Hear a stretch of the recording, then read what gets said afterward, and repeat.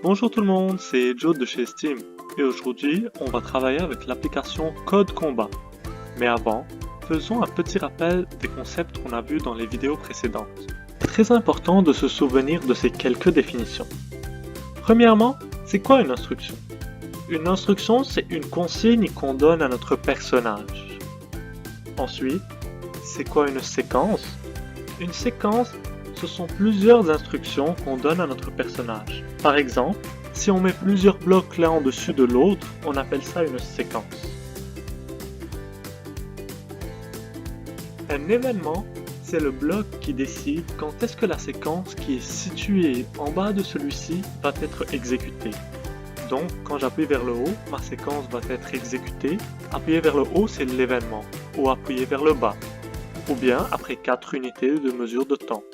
Comment faire pour accéder à Code Combat? Pour accéder à Code Combat, on va dans la barre de recherche, on écrit codecombat.com. Quand on arrive sur le site, il se pourrait que le site soit en anglais.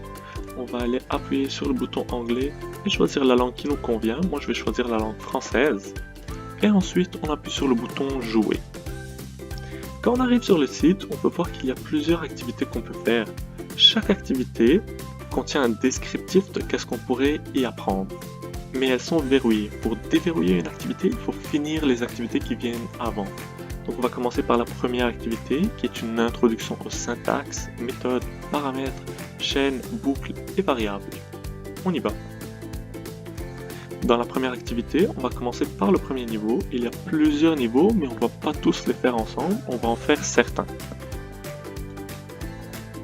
On peut choisir le langage de programmation qu'on veut essayer dans le niveau. On va prendre le Python et on appuie sur suivant.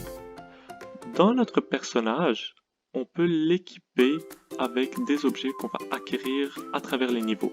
Donc premièrement, on a juste des bots. On les équipe et on y va. Ici, notre personnage est l'objet héros. On va l'appeler un objet.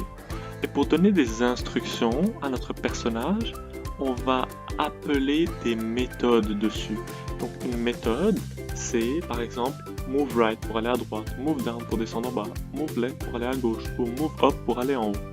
Donc ce sont comme les séquences qu'on utilisait en bloc, mais ici en texte. Donc pour que notre héros arrive à la gem, qu'est-ce qu'il faut faire? Il faut lui dire de descendre une fois et ensuite aller à droite. Donc on va appeler sur notre objet héros les deux méthodes move down et move right. Ensuite, on essaye. Ça fonctionne. Donc, je vais vous demander de faire une pause sur la vidéo et de revenir à l'exercice Mine Enemy.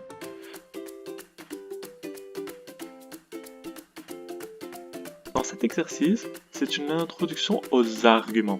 Qu'est-ce qu'un argument? C'est quelque chose qu'on passe à notre méthode. Donc vous voyez le petit 3 entre parenthèses ici dans la méthode moveRight. Qu'est-ce qu'il signifie? Il signifie que on voudrait que notre objet fasse un déplacement à droite 3 fois. 1, 2 et 3. Donc ça revient à la même chose que d'écrire hero.moveRight 3 fois. Comment est-ce qu'on pourrait l'utiliser? On va le voir. Ici, pour que notre héros arrive à la gem, il faut qu'il monte premièrement, donc un hero.moveUp. Ensuite, il faut qu'il aille à droite, donc un hero.moveRight. Et ensuite, il faut qu'il descende 1, 2 et 3 fois. Donc on pourrait écrire hero.moveDown, hero.moveDown et hero.moveDown. Ou bien, on n'a pas besoin de faire ceci, on pourrait l'écrire dans une manière qui est mieux pour notre code et d'écrire hero.moveDown 3 fois. Après cela, qu'est-ce qu'on pourrait faire? Notre héros est ici, il faut qu'il bouge à droite 2 fois. Donc on écrirait un hero.moveRight avec un argument 2. Donc ici, ce qu'on fait, c'est qu'on appelle nos méthodes avec des arguments qui leur disent combien de fois est-ce que cette méthode doit être exécutée, à la place de répéter l'écriture de la méthode plusieurs fois. Donc, on va aller au niveau suivant. Dans le niveau suivant, c'est une introduction aux chaînes de caractères. On va équiper notre héros avec une épée. C'est une introduction, comme on l'a dit, aux chaînes de caractères. Et qu'est-ce qu'une chaîne de caractères? C'est un mot ou une phrase en langue naturelle. Donc ici, ce sont les noms des personnages qu'on peut attaquer. On nous dit de se défendre contre Brag et Treg. Donc on doit les attaquer 2 fois chacun pour pouvoir s'en débarrasser. Donc ici on dit héros.attaque, donc on appelle une nouvelle méthode attaquer avec un argument qui est Brag. L'argument sert à dire à notre héros quel ogre est-ce qu'il doit attaquer. Si c'est Brag, après avoir attaqué Brag, qu'est-ce qu'il faut faire? Il faut faire un déplacement à droite pour arriver à notre gemme et ensuite attaquer un autre ogre qui est Treg. Donc on va passer en argument à la méthode attaquer le nom de l'ogre à attaquer qui est Treg. On essaye. Treg et Brag, ce sont les chaînes de caractères ici. Ça fonctionne avec Brag. On prend notre gemme et on attaque Treg 2 fois et voilà.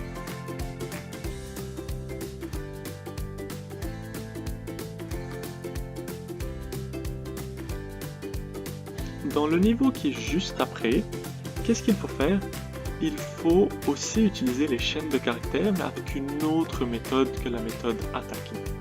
Ici, il faut utiliser la fonction say pour donner le mot de passe à la porte. Comment est-ce qu'on fait pour savoir quel est le mot de passe qu'il faut passer à la porte? Donc il faut dire à la porte et qu'il faut passer à notre méthode say en argument. Donc on le lit ici. Le mot de passe est Achu. Donc si on écrit Achu, mais est-ce que vous le voyez bien que ces 2 lignes-là ne sont pas des lignes de code? Parce qu'on n'appelle pas des méthodes sur notre héros. Donc pour écrire un commentaire, il faut que la ligne commence par une dièse et on peut écrire n'importe quoi.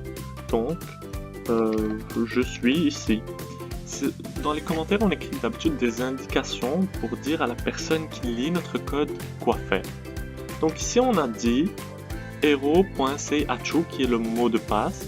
Qu'est-ce qu'il faut faire ensuite? On va l'essayer si ça fonctionne. Et oui, la porte s'ouvre. Donc qu'est-ce qu'il faut faire par la suite? Il faut faire un héros. Donc qu'est-ce qu'il faut faire par la suite? Il faut faire un héros.moveup pour aller prendre les gemmes. De combien de fois? De 2 fois.